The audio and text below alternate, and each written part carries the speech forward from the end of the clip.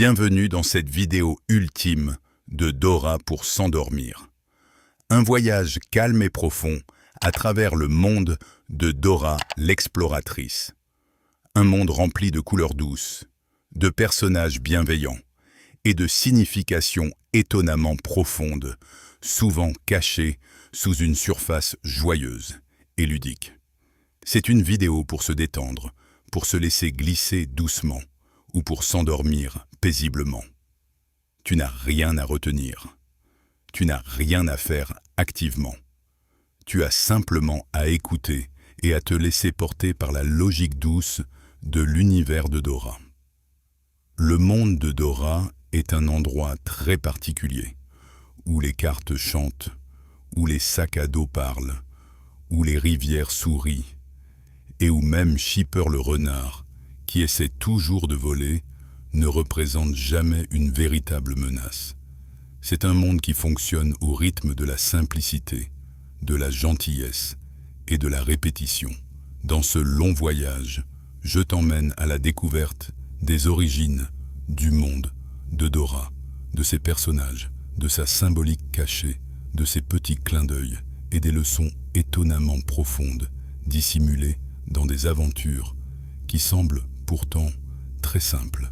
Respire lentement, inspire calmement, expire doucement et laisse les aventures commencer.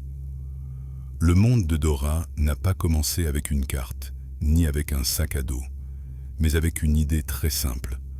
Créer un personnage qui invite les enfants à participer. Dès le début, les créateurs se sont demandé comment ne pas seulement raconter quelque chose à un enfant, mais comment l'emmener réellement à l'aventure. C'est ainsi qu'est née la personnalité unique de Dora. Elle parle, mais jamais trop vite. Elle pose des questions et attend ta réponse. Ce choix constitue la base de toute la série, douce, interactive et toujours positive. Dora a été conçue avec 2 niveaux de lecture. Le premier est simple, une petite fille joyeuse qui vit des aventures dans un monde coloré, peuplé d'animaux gentils et de ponts qui chantent. Mais sous cette surface se cache une couche plus profonde. Dora est un pont entre les mondes, une enfant qui navigue naturellement entre les langues et les cultures, et donc aussi entre les enfants qui la regardent. En utilisant 2 langues, la série crée un espace sûr, un terrain commun, ni complètement espagnol, ni complètement anglais, mais un mélange accueillant où chaque enfant peut se sentir à sa place. Ce qui frappe rapidement dans le monde de Dora, c'est à quel point tout est bienveillant. Les obstacles existent, mais il n'y a jamais de véritable danger. Une rivière demande gentiment comment tu veux la traverser. Une montagne n'est pas sévère, elle est heureuse que tu t'approches. Ce choix est totalement intentionnel. La série montre aux enfants que les problèmes sont résolubles, pas par la peur, mais par la coopération, la patience et des questions simples. Un élément essentiel de l'univers de Dora est la forme de magie qui existe. Pas une magie spectaculaire comme dans les grands films fantastiques, mais un réalisme magique subtil. Un sac à dos qui parle semble normal. Une carte qui chante est parfaitement logique. Chipper, qui essaie de voler tout en restant poli, s'intègre parfaitement dans ce monde. La magie de Dora n'est jamais menaçante. Elle soutient, elle encourage, elle rend l'aventure plus colorée sans jamais la rendre compliquée ou effrayante. Une question a longtemps intrigué de nombreux fans. Où sont les adultes? Les parents de Dora existent, mais pendant ses aventures, elle est étonnamment autonome. Ce n'est pas un hasard. Dans la philosophie éducative de la série, l'indépendance symbolique est une force. Il ne s'agit pas de dire que les enfants doivent être seuls, mais qu'ils doivent pouvoir s'exercer à oser, à essayer et à résoudre des problèmes. C'est pourquoi le monde de Dora semble parfois dépourvu d'autorité. Non pas parce qu'il n'y a personne, mais parce que l'environnement est adapté à l'enfant. Un espace d'entraînement sûr, conçu selon le rythme et la logique des jeunes explorateurs. Chaque aventure de Dora suit la même structure. Un point de départ, 3 étapes intermédiaires, puis la destination finale. Cela peut sembler prévisible, mais c'est précisément le but. La répétition apporte du calme. Le rythme crée un sentiment de sécurité et donne aux enfants, et parfois aussi aux adultes, une impression de contrôle. On sait exactement ce qui va se passer, et c'est apaisant. Des spécialistes comparent même cette structure à une routine du coucher. La familiarité permet au cerveau de se détendre et de ne presque rien avoir à traiter. L'une des interprétations les plus fascinantes du monde de Dora est l'idée que le monde s'adapte à elle. Les lieux apparaissent quand ils sont nécessaires. Les personnages se manifestent au moment précis où ils ont quelque chose à apporter à l'histoire. Les chemins montrés par la carte semblent presque calibrés sur les objectifs pédagogiques de chaque aventure. On peut voir l'univers de Dora comme une rêverie organisée, pas chaotique comme les rêves ordinaires, mais douce, colorée et logique. Un monde qui soutient Dora, l'encourage et lui rappelle que chaque problème peut être résolu si l'on reste calme et que l'on avance pas à pas. La carte est sans doute l'un des éléments les plus emblématiques du monde de Dora. Un simple morceau de papier qui ne montre pas seulement où aller, mais qui parle, chante et sait exactement quelles étapes suivre. À bien des égards, la carte est plus qu'un outil. Elle est presque une conscience du voyage lui-même. Dès que Dora la sort, elle ne se contente pas de donner des informations. Elle apporte une forme de réconfort. La carte ne dit jamais trop et jamais trop peu. Elle donne toujours 3 étapes. Et cela a un effet très particulier. 3 étapes, c'est rassurant. Pour les enfants, mais aussi pour les adultes qui écoutent. Voici le début, ensuite on va là, et enfin on arrive. Le monde n'est pas présenté comme un réseau compliqué, mais comme un chemin clair, logique et accessible. La carte chante toujours son introduction de manière joyeuse, presque cérémonielle. Ce chant marque une transition. Quand la carte apparaît, tout devient clair. Tout se met en place, comme si elle disait « N'aie pas peur, il y a un chemin, et je le connais déjà. Tu n'as qu'à le suivre. » Ce qui est fascinant, c'est que la carte ne semble jamais surprise. Quoi qu'il arrive, elle sait déjà où Dora doit aller. Elle ressemble à un guide omniscient, mais sous une forme douce et enfantine. Pas un oracle mystérieux, mais une feuille de papier joyeuse et dansante qui partage son savoir, sans tension, sans drame. Certains fans pensent que la carte représente une forme de conscience supérieure dans l'univers de Dora. Elle veille sur la structure, la logique et la sécurité du voyage. Elle n'est pas seulement un outil, mais un point d'ancrage qui rend le monde compréhensible. Elle veut que tu participes. Elle veut que tu découvres par toi-même. Elle encourage, mais ne force jamais.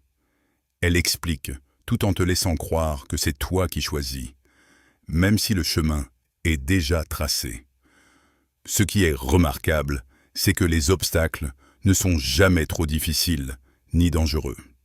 Traverser une rivière, trouver un pont, grimper une colline, la carte a tout prévu. Elle sait que Dora est capable, et le spectateur le ressent aussi.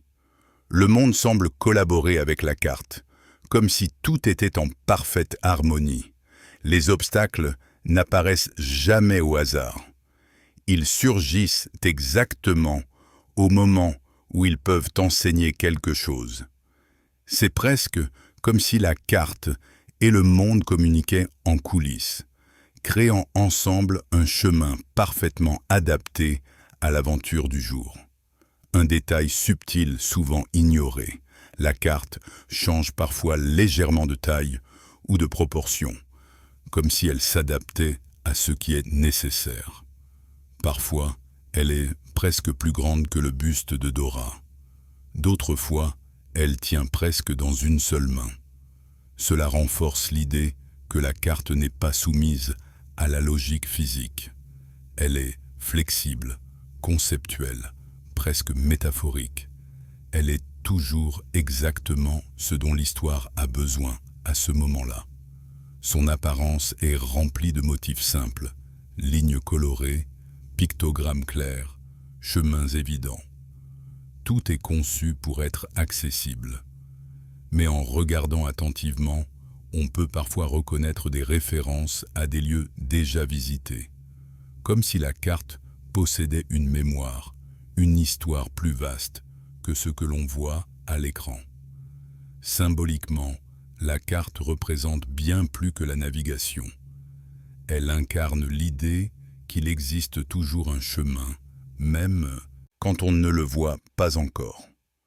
L'assurance que l'on ne peut pas vraiment se perdre parce que quelqu'un ou quelque chose connaît déjà la route.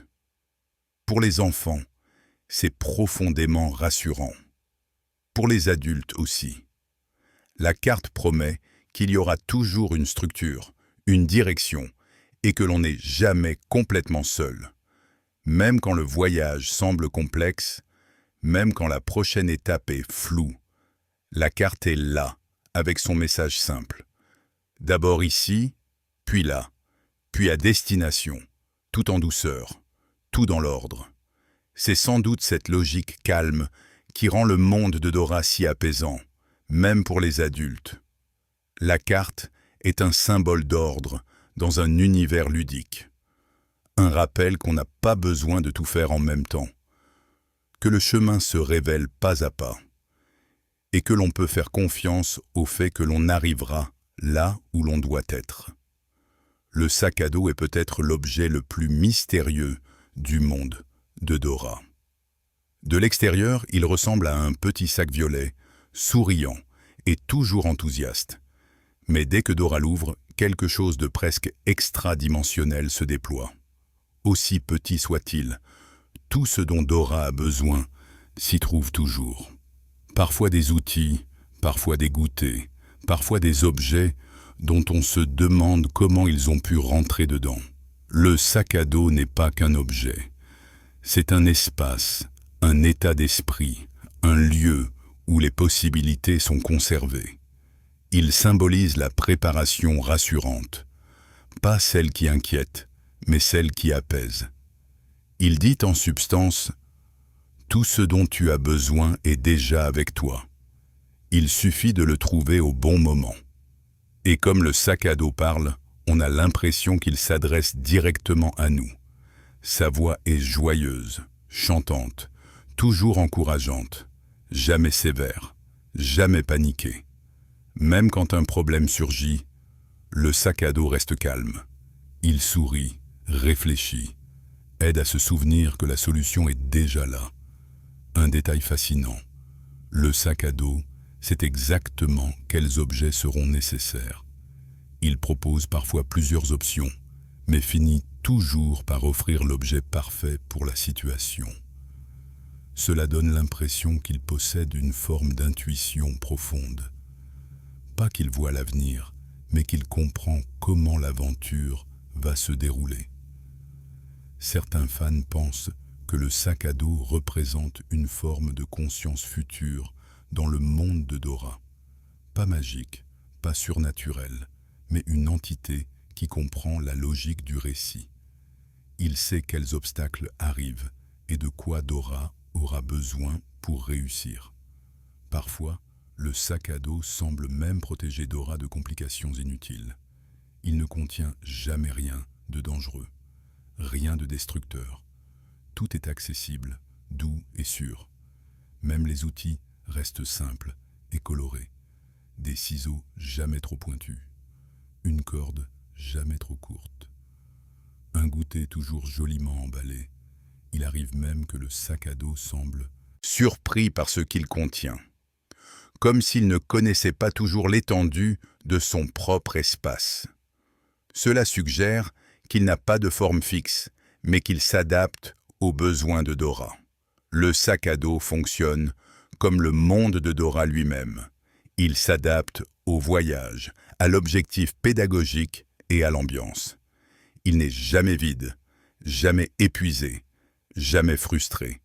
C'est une source infinie de possibilités, enfermée dans un sourire violet. Symboliquement, le sac à dos représente bien plus qu'un outil. Il incarne les compétences, les qualités et les connaissances que les enfants portent déjà en eux. Au lieu de dire « tu dois apprendre quelque chose de l'extérieur », le monde de Dora dit plutôt « tu sais déjà, c'est déjà en toi ». Le sac à dos est cette partie de soi que l'on oublie parfois, mais qui est toujours présente. La partie capable de trouver des solutions, la partie créative, la partie confiante. Un autre détail subtil. Le sac à dos demande parfois ton avis. Il te laisse choisir, comme s'il disait « c'est toi qui décides ». Et même si le mauvais objet est choisi, il ne se passe jamais rien de grave. Dora sourit, aide, corrige et continue. Les erreurs sont sans danger. Elles font partie de l'aventure. Le sac à dos diffuse la même énergie que toute la série. Un monde où l'on peut essayer, grandir et découvrir sans peur de l'échec. En ce sens, le sac à dos n'est pas seulement un sac rempli d'objets, mais un mentor émotionnel. Il offre des outils, mais aussi du réconfort, des choix, mais aussi de la confiance. Et finalement, il symbolise une idée bien plus grande. Le rappel que tout ce dont tu as besoin est déjà avec toi, même si tu ne le ressens pas toujours encore. Babouche et Shipper forment ensemble le cœur vivant des aventures de Dora. Ils sont totalement opposés, et c'est précisément ce qui rend leur présence si complémentaire. Babouche est le compagnon inséparable de Dora. Un petit singe avec de grandes bottes et un enthousiasme encore plus grand. Ces bottes colorées ne sont pas qu'un détail amusant. Elles symbolisent le mouvement, la curiosité et le plaisir d'explorer. Babouche est toujours prêt à partir. Il saute, il s'émerveille, il pose des questions. Il est l'enfant à l'intérieur de l'histoire, la voix des pensées dite à haute voix. Si Dora était la guide, Babouche est celui qui s'étonne. Il pose les mêmes questions que les enfants devant l'écran. Il réagit aux surprises comme eux. Grâce à cela, il devient un miroir émotionnel. Il montre qu'il est normal d'être enthousiaste, de ne pas tout savoir, de se réjouir de petites choses. À l'opposé, Shipper incarne une énergie très différente. Il est l'antagoniste du monde de Dora, mais un antagoniste si doux qu'il ne devient jamais un véritable méchant. Il vole, mais sans jamais causer de réels dommages. Il surgit joyeusement derrière un arbre ou un buisson.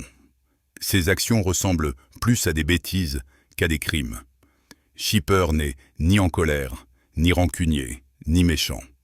Il ajoute juste ce qu'il faut de défi à l'aventure. Le concept de Shipper repose sur les limites. Pas la peur, pas la punition, mais la clarté. Les mots « Shipper »,« arrête de shipper » sont une leçon simple et puissante.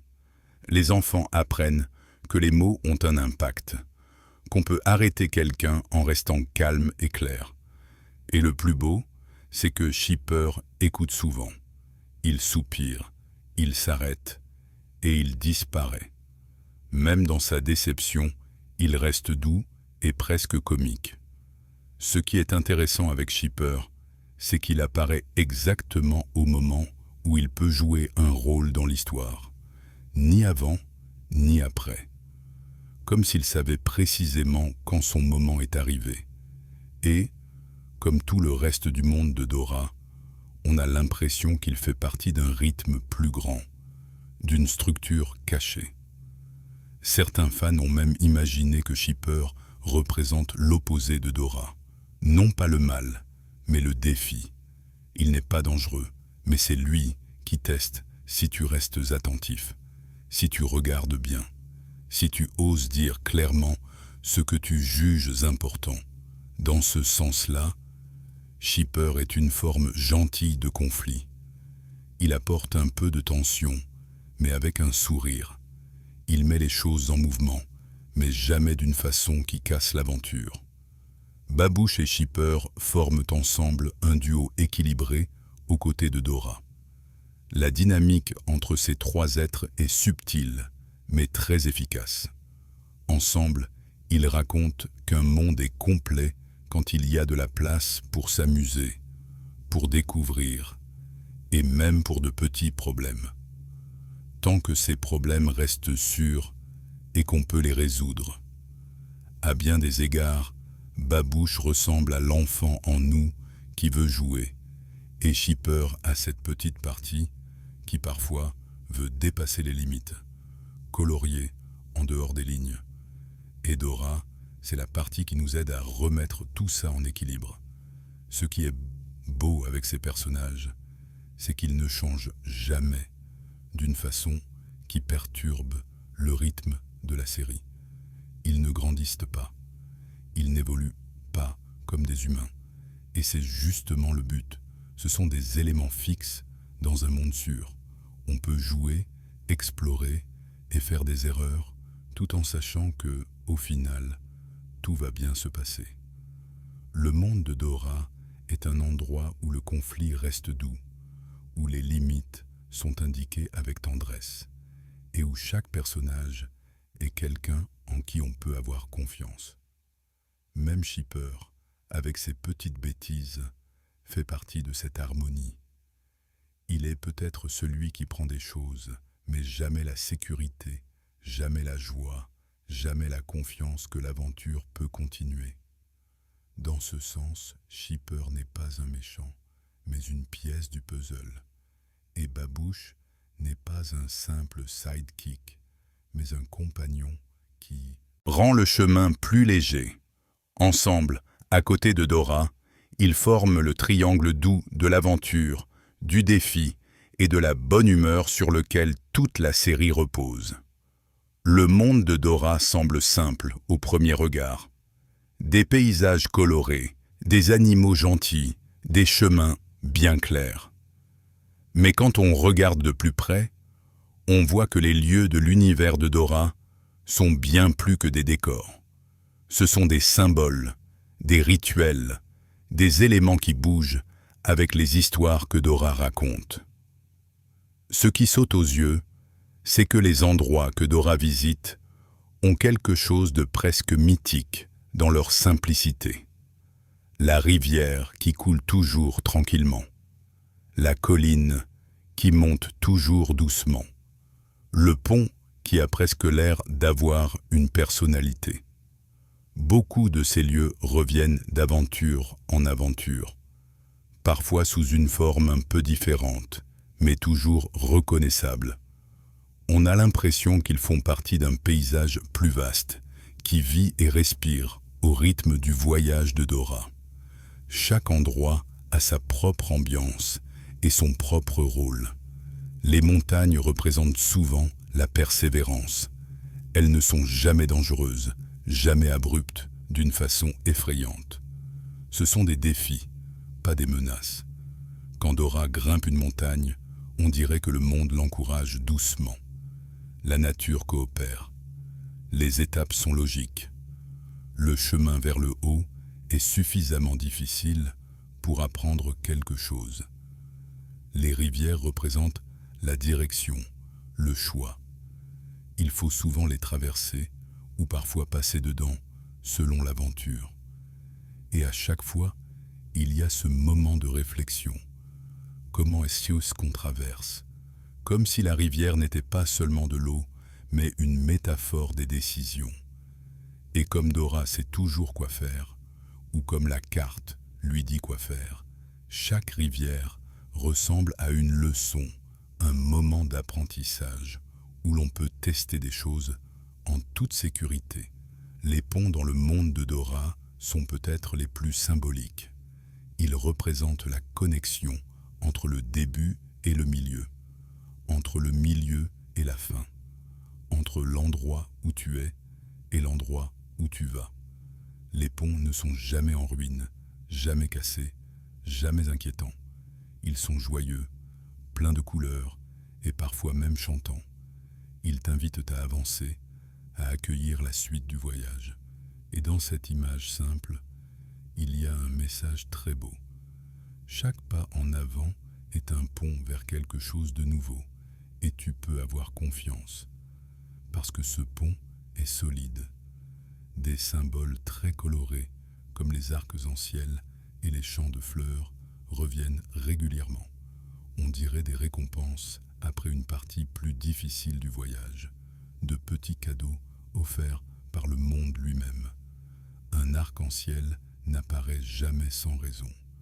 Il marque un moment réussi, une transition, une conclusion, comme si le monde autour de Dora la félicitait parce qu'elle a persévéré. Ce qui est peut-être le plus fascinant, c'est que la géographie du monde de Dora n'est pas fixe. Les lieux n'existent pas vraiment les uns par rapport aux autres. La rivière n'est pas toujours à côté de la colline. Le pont n'est pas toujours au-dessus du même courant.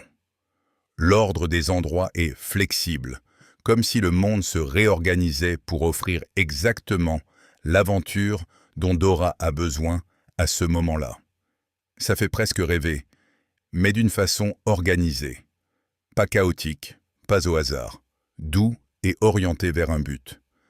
La carte sait toujours exactement quelle étape vient d'abord, laquelle vient ensuite, et laquelle est la fin.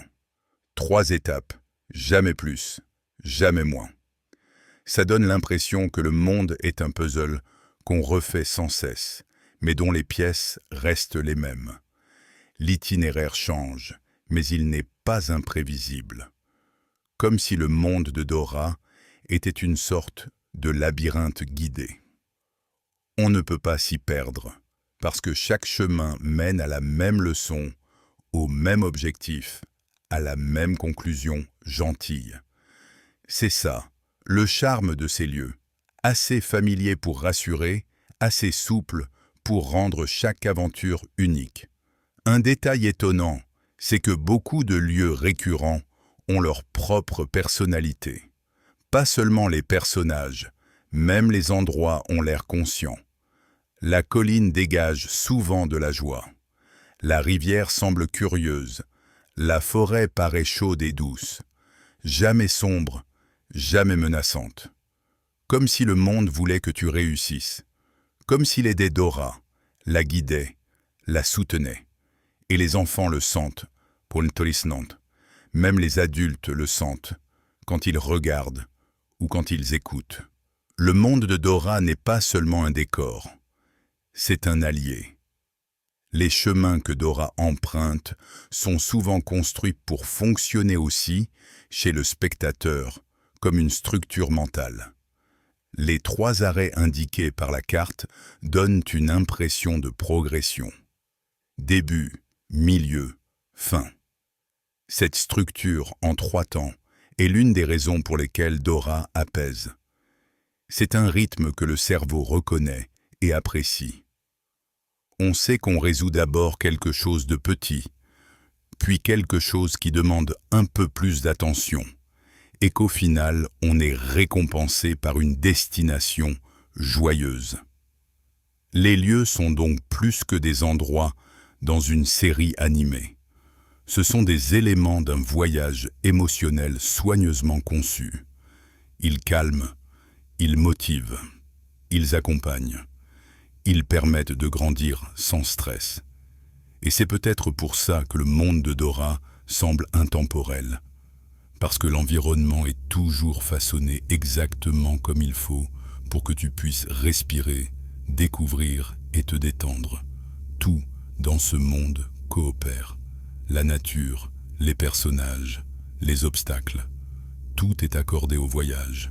Et dans cette harmonie, quelque chose de très doux apparaît. Tu n'as jamais vraiment peur. Tu n'es jamais vraiment perdu. Tu es toujours en chemin. Et le monde marche avec toi. Dans ce sens-là, le monde de Dora n'est pas seulement un endroit. C'est une sensation. La sensation que la route se déroule devant toi. Que chaque virage est logique. Et que, même quand tu ne sais pas encore quelle est la prochaine étape, l'univers de Dora, lui, le sait. Les lieux ne sont donc pas des personnages qui prennent la parole, mais des guides silencieux. Et ensemble, ils forment un paysage à la fois simple et plein de sens, conçu pour t'amener lentement, calmement et en sécurité jusqu'à ta destination, à chaque fois, encore et encore. Il y a même des gens qui pensent que le monde de Dora est une construction de son imagination, où chaque lieu, chaque obstacle et chaque personnage apparaît en fonction de ce qu'elle doit apprendre ce jour-là. Dora est plus qu'une aventurière. Elle incarne un archétype qu'on retrouve dans beaucoup de cultures. L'enfant curieux qui explore le monde sans peur. Elle représente le jeune héros, mais pas dans le sens traditionnel d'affronter des dangers ou de vaincre des ennemis. Son héroïsme se trouve dans son ouverture, son attitude positive et sa capacité à rendre chaque situation abordable. En sa présence, tout paraît moins menaçant, moins compliqué, moins lourd. Dora est une guide, pas seulement pour les personnages de son monde, mais aussi pour le spectateur. Elle montre que c'est normal de se tromper, que c'est normal de ne pas tout savoir, et que chaque voyage commence par des pas simples. La série apprend, presque sans qu'on s'en rende compte, que les problèmes ont des solutions, que la persévérance fonctionne, et qu'ensemble, on va plus loin que seul. La manière dont Dora aborde les difficultés est presque méditative. Elle ne réagit jamais avec panique ou frustration. Elle regarde, elle réfléchit, elle demande, puis elle continue tranquillement. Ce n'est pas un hasard. Ça reflète une philosophie éducative où l'on apprend aux enfants que le calme et l'attention donnent souvent les meilleures réponses. La série utilise les obstacles comme des occasions d'apprendre, pas comme des moyens de créer du stress. Et là se cache peut-être le plus beau message. Les défis ne sont pas obligés d'être effrayants. On peut les rendre petits, clairs, compréhensibles. Dans beaucoup d'épisodes, les personnages forment une mini-communauté où chacun a un rôle. Même Shipper, aussi malicieux soit-il, fait partie de cet équilibre. Il est un défi, pas un ennemi. Une force opposée, mais jamais quelqu'un qui veut faire du mal à Dora. Cette façon de gérer le conflit montre que tout n'a pas besoin d'être noir ou blanc. Il y a de la place pour la nuance, pour la compréhension, pour l'humour. Peut-être que tu l'as remarqué, peut-être que tu l'as seulement senti. Mais l'univers de Dora est construit sur le réconfort, sur l'idée qu'on ne se perd pas, qu'il y a toujours un chemin, qu'on avance toujours vers un but à portée de main. Et pendant que tu écoutes, cette sensation vient doucement te couvrir. Le rythme calme, la structure prévisible, le ton bienveillant d'un univers qui n'est jamais contre toi, mais qui marche toujours à tes côtés. Merci d'avoir voyagé avec moi, pas à pas. Dors bien.